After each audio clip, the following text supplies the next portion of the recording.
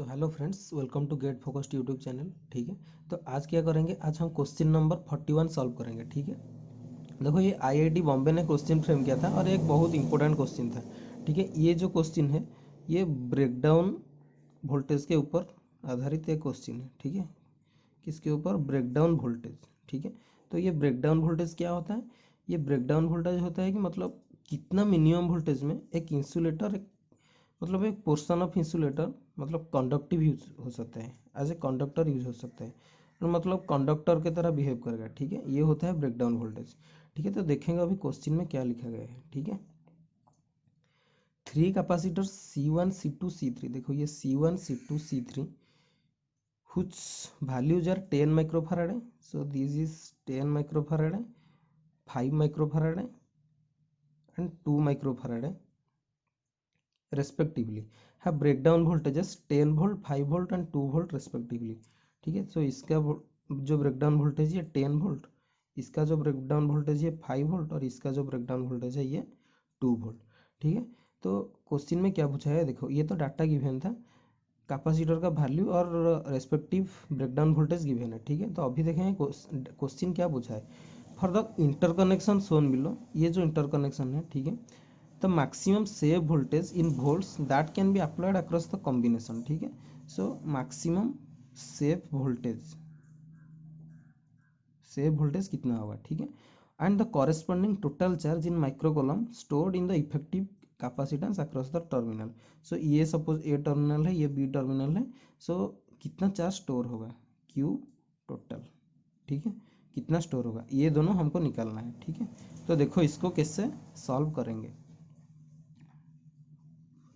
ठीक है, देखो, ठीक है, देखो इधर कैपेसिटर 1 का ब्रेकडाउन वोल्टेज कितना है? 10 वोल्ट, कैपेसिटर 2 का 5 वोल्ट एंड कैपेसिटर 3 का 2 वोल्ट है। देखो जब भी क्या होता है ना, ब्रेकडाउन वोल्टेज डिफरेंट एलिमेंट का गिवन मतलब दिया गया होता है। ठीक है, तो उस टाइम हम क्या करते हैं ना, जिस एलिमेंट का सबसे लो ब्रेकडाउन वोल्टेज, ठीक है, सो जिसका सबसे लो ब्रेकडाउन वोल्टेज उसको हम लेते हैं, मतलब उसको आधार कर मैक्सिमम सेव वोल्टेज डिटरमाइन किया जाता है। ठीक है, तो देखो सबसे लो ब्रेकडाउन वोल्टेज किस में है? ये कैपेसिटर 3 का है। देखो ये कैपेसिटर 3 का 2 वोल्टेज ब्रेकडाउन वोल्टेज। ठीक है, ब्रेकडाउन वोल्टेज सबसे लो किसका? कैपेसिटर 3 का। ठीक है, सो कैपेसिटर 3, ठीक है, so capacitor 3 will decide the maximum save voltage. ठीक है, सो देखो सपोज मैं मैक्सिमम भी वोल्टेज में इधर लिख देता हूँ। ठीक है, सपोज ये मैक्सिमम सेव वोल्टेज हम क्या कर सकते हैं, अप्लाई कर सकते हैं इस सर्किट में। ठीक है, ये मैक्सिमम सेव वोल्टेज है। देखो वी एस मतलब सेव वोल्टेज यार।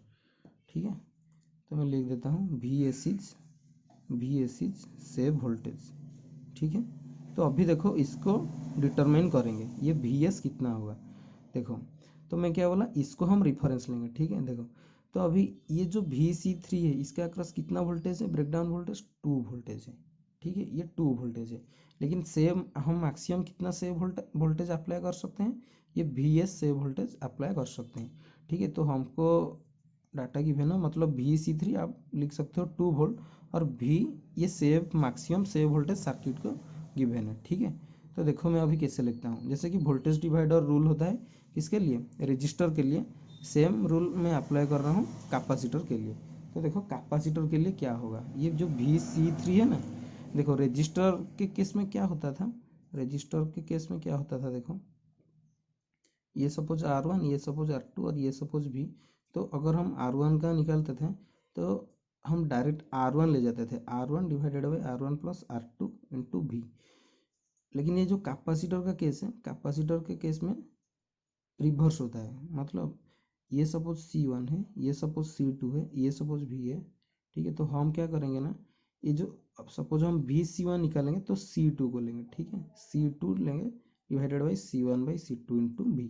ठीक है, तो समझ आएंगे, मतलब रजिस्टर केस में वोल्टेज डिवाइडर रूल अप्लाई होता है to the same element and in case of capacitor to the second element. ठीक है, हियर C2 इज टेकन। देखो अभी हमको Vc3 का वोल्टेज पता है, जैसे कि मैं बोला इसको हम रेफरेंस लेते हैं अभी। ठीक है,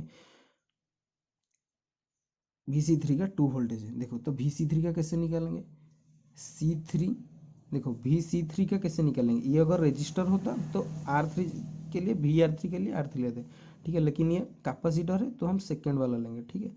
देखो सो ये Vc3 है, सो हम क्या करेंगे C2 divided by C2 plus C3 into Vs, ये जो Vs जो मैक्सिमम सेव वोल्टेज अप्लाई हो सकता है सर्किट में, ठीक है, ये है सेव वोल्टेज।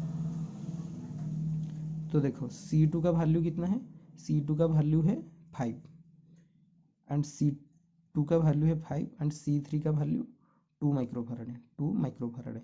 देखो यूनिट तो सेम है, ये कैंसिल आउट हो जाएगा, सो ये हो गया save voltage. So and Vc3 का वैल्यू 2 गिवन है, ठीक है। सो ये कितना होगा 2 divided by 5/7 into Vs, that is 14/5 is equal to Vs, implies Vs is equal to और 28/10 इज इक्वल टू 2.8 वोल्ट, ठीक है। तो ये जो होगा ये मैक्सिमम सेव वोल्टेज अप्लाई हो सकता है सर्किट में, समझ में आ गया, ठीक है। तो आपको सिर्फ रिफरेंस लेना था, मतलब जिसका ब्रेकडाउन वोल्टेज सबसे कम, ठीक है, उधर 2 वोल्ट, उसको रिफरेंस लेकर और जो मैक्सिमम सेव वोल्टेज है उसको मैंने अप्लाई किया, उसको लेकर आपको वोल्टेज डिवाइडर रूल अप्लाई करना था, ठीक है। तो देखो आ गया मैक्सिमम सेव वोल्टेज, ठीक है, ये मैक्सिमम सेव वोल्टेज है, ठीक है। तो अभी क्वेश्चन फिर और क्या क्वेश्चन है, क्यू, देखो ये तो कितना आ गया, ये 2.8 वोल्ट आ गया, ठीक है। तो फिर क्यू टोटल निकालना है, मतलब देखो क्वेश्चन देखो, and the corresponding total charge in microcoulomb stored in the effective capacitance. देखो इसका इफेक्टिव कैपेसिटेंस कितना होगा, देखो सी इफेक्टिव कितना होगा, देखो ये C1 पैरेलल किसके साथ, C2 और C3 के साथ, सो ये जो C1 होगा ये पैरेलल होगा C2 एंड C3 के साथ, ये दोनों सीरीज में है, ठीक है। तो C1 parallel with series of C2 C3, so what will be value, this is in case of parallel what happen, addition occurs C1 plus, and in case of series this is multiplication by addition, ठीक है। So value of C1 is, देखो value of C1 is 10, value of C2 is 5 and C3 is 2, so this is 5 into 2 divided by 5 plus 2, so this is 10 plus 10 divided by 7, so this is 70 plus 10 by 7, so this is 80/7, ये क्या होगा microfarad है, ठीक है। तो ये C50 हो गया, ठीक है। तो हमको क्यू टोटल निकालना था, so Q total is equal to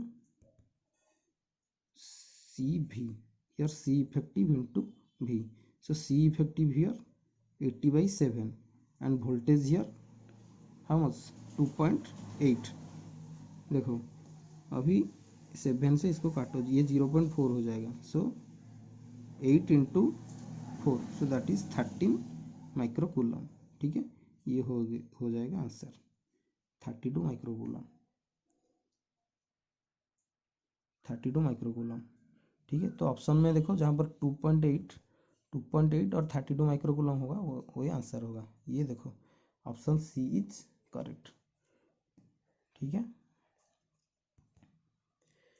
तो गाइज इसको और एक बार देख दो, सिर्फ ब्रेकडाउन वोल्टेज ऊपर ये कॉन्सेप्ट था, मतलब जिसका वोल्टेज ब्रेकडाउन वोल्टेज सबसे कम होगा, देखो 10 वोल्ट 5 वोल्ट 2 वोल्ट था, सबसे कम था इस 2 वोल्ट का, सो ये 2 वोल्ट को हमको रिफरेंस लेना है और ये जो मैक्सिमम सोर्स वोल्टेज एक अप्लाई कर देना है, ठीक है।